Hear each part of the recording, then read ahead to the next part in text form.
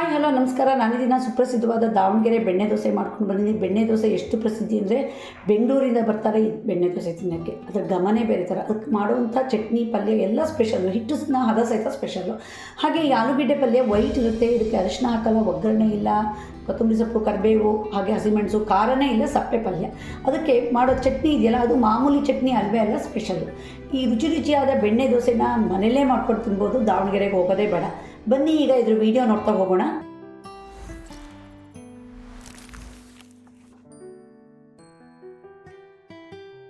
ನಾನಿಲ್ಲಿ ದಾವಣಗೆರೆ ಬೆಣ್ಣೆ ದೋಸೆಗೆ ಅಕ್ಕಿ ನೆನೆಸೋಕೆ ರೆಡಿ ಮಾಡಿ ಇಟ್ಕೊಂಡಿದ್ದೀನಿ. 2 ಲೋಟದಷ್ಟು ತಿಂಡಿ ಅಕ್ಕಿ ಅಂದರೆ ದೋಸೆ ಅಕ್ಕಿ ಹಾಕಿಟ್ಕೊಂಡಿದ್ದೀನಿ. ಅದಕ್ಕೆ ಅರ್ಧ ಲೋಟದಷ್ಟು ಉದ್ದಿನಬೇಳೆ ಹಾಕಿದ್ದೀನಿ, 4 ಸ್ಪೂನಷ್ಟು ಕಡಲೆಬೇಳೆ ಹಾಕಿದ್ದೀನಿ, 1 ದೊಡ್ಡ ಸ್ಪೂನಲ್ಲಿ ಮೆಂತ್ಯ ಹಾಕಿದ್ದೀನಿ. ನೀರು ಹಾಕಿ ತಿಕ್ಕಿ ತೊಳೆದು ನೀರನ್ನು ಚೆಲ್ಲೋಣ.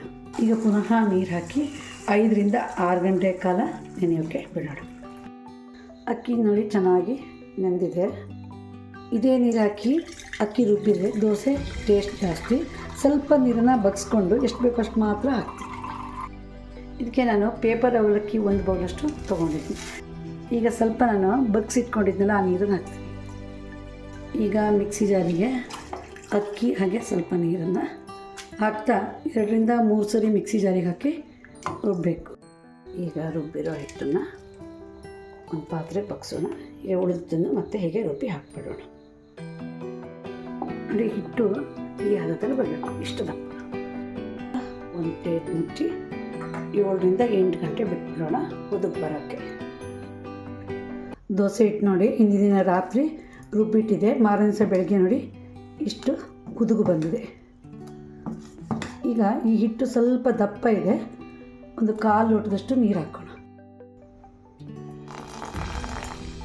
ಈಗ ರುಚಿಗಾಗಷ್ಟು ಉಪ್ಪು, ಈಗ 1 ಸ್ಪೂನಷ್ಟು ಸಕ್ಕರೆ ಹಾಕಿದ್ದೀನಿ.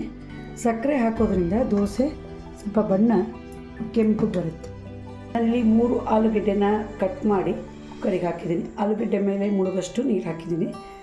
ಟೇಸ್ಟಿಗೆ ಒಂದು 1/4 ಸ್ಪೂನಷ್ಟು ಉಪ್ಪು ಹಾಕೋಣ.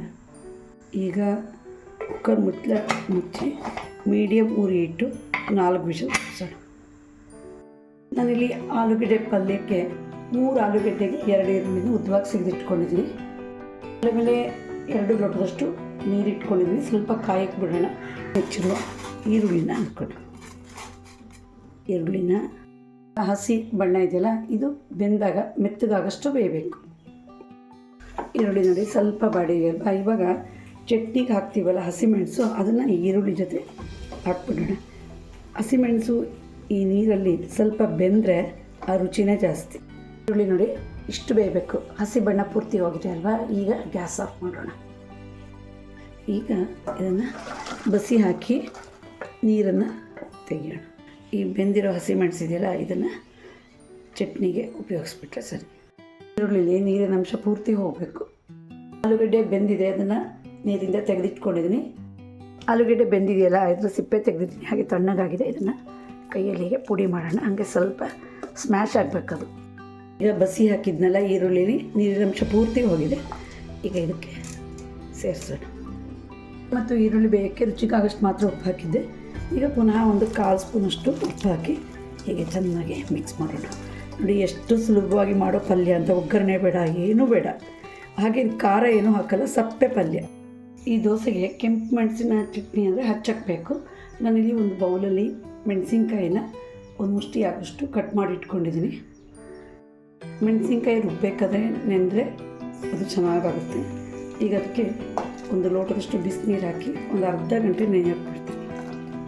ಈಗ ಕೆಂಪು ಮೆಣಸಿನ್ಕಾಯಿ ಚಟ್ನಿಗೆ ನಾನು ಮೆಣಸಿನ್ಕಾಯಿ ನೆನೆಸಿದ್ನಲ್ಲ, ನೋಡಿ ಎಷ್ಟು ಮೆತ್ತಗಾಗಿದೆ ಅಲ್ವಾ. ಈಗ ಇದನ್ನು ರುಬ್ಬಕ್ಕೆ ರೆಡಿ ಮಾಡೋಣ.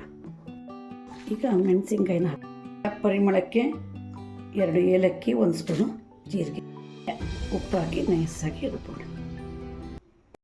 ಮೆಣಸಿನ್ಕಾಯಿ ಚಟ್ನಿನ ರುಬ್ಬಿ ನಾನೊಂದು ಬಾಕ್ಸಿಗೆ ಹಾಕಿ ಇಟ್ಕೊಂಡಿದ್ದೀನಿ.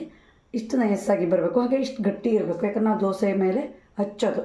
ಹಾಗೆ ಈ ಚಟ್ನಿ ಉಳಿದ್ರೆ ಅದನ್ನು ಹಾಗೆ ಫ್ರಿಜ್ಜಲ್ಲಿಟ್ಟರೆ 15 ದಿವಸ ಆದರೂ ಹಾಳಾಗೋದಿಲ್ಲ. ಬೇರೆ ತಿಂಡಿಗೆ ಸಹಿತ ನಾವು ಉಪಯೋಗಿಸ್ಬೋದು.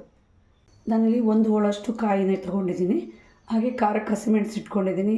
1 ಸ್ಪೂನು ಜೀರಿಗೆ, ರುಚಿಗಾಗಷ್ಟು ಉಪ್ಪು. ಇಲ್ಲಿ ವಿಶೇಷ ಅಂದರೆ ಯಾಲಕ್ಕಿ ಹಾಕೋದು. 2 ಏಲಕ್ಕಿನ ಹಾಕಿದ್ದೀನಿ. ಈಗ ಮಿಕ್ಸಿ ಜಾರಿಗೆ ಇವೆಲ್ಲವನ್ನೂ ಹಾಕೋಣ. ಒಂದ್ಸರಿ ಪುಡಿ ಮಾಡ್ಕೊಳ್ಳೋಣ. ಕಾಲು ಲೋಟದಷ್ಟು ನೀರು ಹಾಕೋಣ. ತುಂಬ ನೀರಾಗಿ ಮಾಡಬಾರ್ದು, ಹಾಗೆ ತುಂಬ ನಯಸ್ಸಾಗೂ ಇರಬಾರ್ದು ಈ ಚಟ್ನಿ. ಹಾಗೆ ಇಷ್ಟು ಗಟ್ಟಿ ಬರಬೇಕು. ಚಟ್ನಿ ರೆಡಿ ಆಯಿತು. ಕೆಂಪು ಚಟ್ನಿ, ಕಾಯಿ ಚಟ್ನಿ, ಹಾಗೆ ಆಲೂಗಡ್ಡೆ ಈರುಳ್ಳಿ ಪಲ್ಯ ರೆಡಿಯಾಗಿದೆ.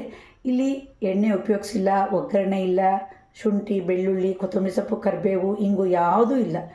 ಈ ದಾವಣಗೆರೆ ಬೆಣ್ಣೆ ದೋಸೆ ಸ್ಪೆಷಲ್ಲೇ ಇದು ಅಂತಲೇ ಹೇಳ್ಬೋದು. ಇವೆಲ್ಲ ಸೇರಿಸಿ ದೋಸೆ ತಿಂದಾಗಲೇ ರುಚಿ ಜಾಸ್ತಿ. ಇನ್ನು ದೋಸೆ ಮಾಡೋಣ. ಒಲೆ ಮೇಲೆ ದೋಸೆ ಕಾವಲಿ ಇಟ್ಟಿದ್ದೀನಿ. ಸ್ವಲ್ಪ ಚೆನ್ನಾಗಿ ಕಾಯಕ್ಕೆ ಬಿಡೋಣ. ನಾನು ಹೆಚ್ಚಾಗಿ ಕಬ್ಬಣದ ಕಾವಲಿನ ಉಪಯೋಗಿಸೋದು. ಈ ದೋಸೆಗೆ ಎಣ್ಣೆ ಹಾಕೋಲ್ಲ, ಬದಲು ನೀರು ಹಾಕೋದು. ಹೀಗೆ ಕಾವಲಿಗೆ ನೀರು ಸಿಡಿಸಿದ್ಮೇಲೆ ಒಂದು ಸರಿ ಹೀಗೆ ಬಟ್ಟೆಯಲ್ಲಿ ಒರೆಸೋಣ. ನಾನಿಲ್ಲಿ 1.5 ಸೌಟಷ್ಟು ಹಿಟ್ಟು ತೊಗೊಳ್ತೀನಿ. ಹಾಗೆ 2ರಿಂದ 3 ಸರಿ ಮಾತ್ರ ಹೀಗೆ ಸೌಟಲ್ಲಿ ಸುತ್ತು ಬರೆಸ್ಬೇಕು.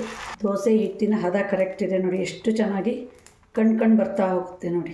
ಮೊದಲು ಉರಿ ಜೋರಾಗಿರಬೇಕು, ಆಮೇಲೆ ಮೀಡಿಯಮ್ ಇರಬೇಕು ನೋಡಿ. ಮೇಲ್ಭಾಗ ಪೂರ್ತಿ ಬೆಂದಿದೆ ಅಲ್ವಾ, ಸಣ್ಣ ಲಿಂಬೆಹಣ್ಣಿನ ಗಾತ್ರದಷ್ಟು ಬೆಣ್ಣೆ ಬೇಕು. ಅಂದರೆ ಇದು ಹೆಸರೇ ಹೇಳುವಂತೆ ಬೆಣ್ಣೆ ದೋಸೆ. ಬೆಣ್ಣೆ ಘಮ ಅಷ್ಟು ಬರಬೇಕು. ಈಗ ರೆಡಿ ಮಾಡಿ ಇಟ್ಕೊಂಡಿದ್ದೀನಲ್ಲ ಕೆಂಪು ಮೆಣಸಿನ್ಕಾಯಿ ಚಟ್ನಿನ ಹೀಗೆ ಸ್ವಲ್ಪ ಹಾಕ್ತಾ ಹೋಗೋಣ.